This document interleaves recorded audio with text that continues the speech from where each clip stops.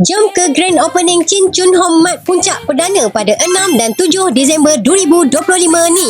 Grand opening ni nak bagi tahu yang kita punya kedai dah fully siap bahagian perabot dan bawah. Kita sambut grand opening dengan Musang King Buffet serendah RM19.90 sahaja. Siapa yang minat dan belum register member, jom datang buat pendaftaran untuk mendapatkan slot Musang King Durian Buffet dalam seminggu awal. Kalau lambat, takut slot habis. Buffet ni terhad untuk 500 orang yang terawal sahaja. Jom register sekarang. Kipas kat rumah korang dah tak rasa angin, ganti je dengan yang baru. Ada banyak pilihan jenama dekat sini. Harga serendah RM99. Setiap pembelian 2 unit ke atas, korang tak payah bayar untuk pemasangan.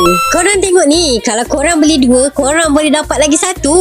Ini sempena grand opening je tau. Nak rumah nampak cantik dan naik seri, korang pasang je downlight Pluto ni. Harga memang murah, RM5.99 je. Korang tengok ni, crystal pendant lamp ni nak bagi harga promosi RM49 sahaja. Yang ini pula RM69. Korang tengok yang 2 ni besar sikit, baru RM89 dan RM199. Korang pasang je ni, terus nampak mewah rumah dan pejabat korang. Power track 400mm ni baru RM38.90. Track soket ni design baru, RM10.90 je. Korang nak tandas nampak macam hotel, tukar je dengan yang ini. Mocha WC 199, Sorrento WC 429, Johnson Swiss WC 499 dan 599. Bidet pun tengah ada promosi tau. Korang tengok yang ini, bidet budget ni baru RM18.90 dan juga bidet heavy duty dari Spain RM39.90 je.